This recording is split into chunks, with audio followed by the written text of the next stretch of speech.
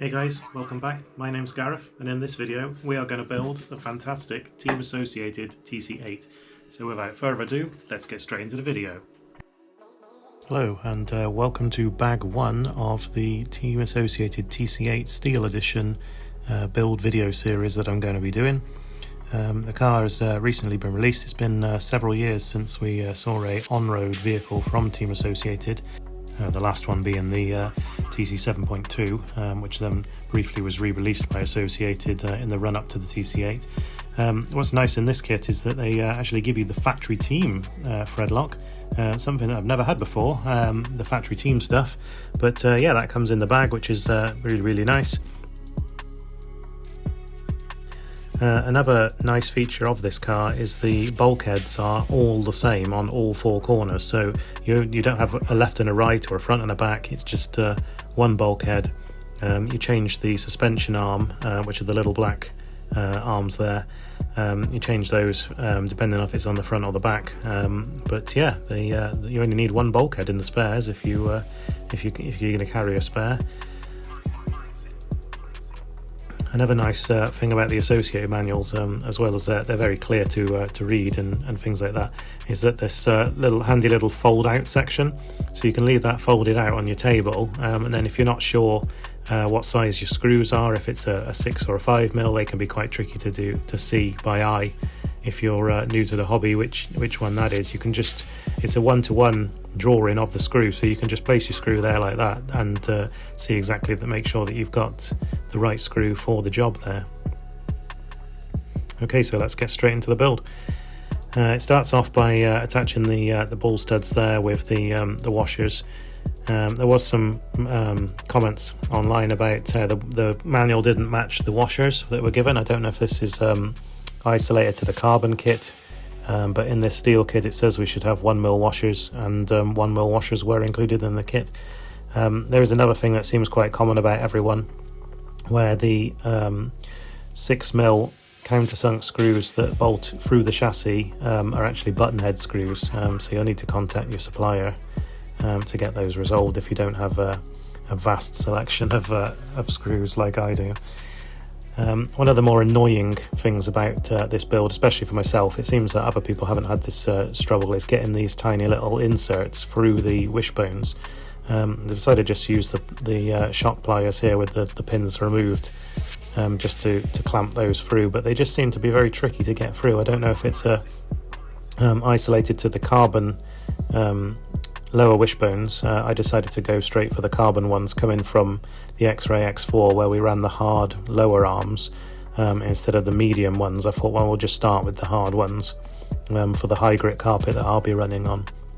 But yeah, they just seem very tricky to get through. It's a bit of a barb on there, so that once it's through, it's not going to come back out without twisting and pinching those lugs back together. But yeah, it was just a little bit tricky there. I seem to have lost a video where I put the screws in for the droop and the shocks. The wishbones are also, they're sided, but they're not ended, so the front ones can go on the back. The only difference is that the mounting point for the shocks is different between the front and the back. There's actually 3 holes on those wishbones, so yeah, inner ones and outer ones are used. I think the inner ones are used for the front and the outer ones for the rear. But yeah, here I am just building up the attachments for the shocks. They're attached with just a little pin that slides through there, and then a tiny little, I think it's a 3mm grub screw. I can't see that coming out very often, so yeah, tiny little drop of Loctite on there. Where I wiggled the shock mount there, that's actually in active mode until I put a tiny screw in which attaches it to the bulkhead. That will convert it back to fixed mode. The active suspension allows the shock to fall faster than the spring allows.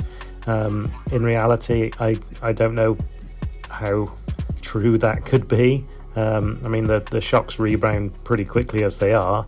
I mean, perhaps if your car's like sort of launched up in the air in the middle of a corner, it may be ever so slightly beneficial. It does suggest that when it's in active mode, it can loosen the car slightly into corners. I found when I ran the X4 24, this was the case. It just gave you a little bit more turn in when it was in active mode.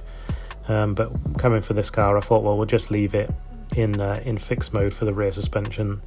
But yeah, front and back can easily be adjusted between fixed and active just by fitting and removing that screw.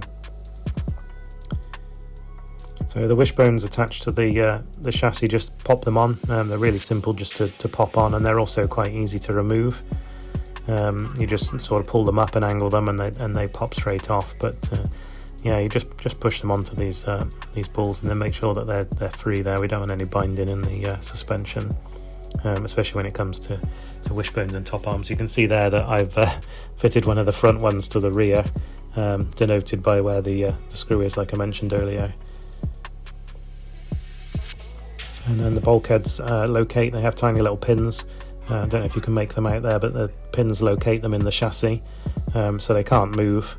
I decided not to thread lock these in. I don't think it suggests that you thread lock them in. They do tend, I don't know if it's a steel on steel thing, but I never had this issue before where the screws are insanely tight. I don't feel like I'm going hell for leather on getting them bolted to the chassis. But I've gone to remove the motor mount screws since building the car, and one of them has rounded, and none of them had thread lock. That 2mm driver that I'm using there is pretty new. It's not built 40 cars or anything like that. So yeah, a bit frustrated with that. I'll have to drill the head off that and get the remains of it out. But yeah, there we go. That's the end of bag one. Like I said, we fitted the factory team lower wishbones. The plastic ones are there at the top, but yeah, we'll experiment, and we'll catch you all guys again for bag two. If you like what you're seeing, please like, share and subscribe. It really helps the channel, and make sure that the videos end up being shown to the people that appreciate RC videos. So thanks for joining me.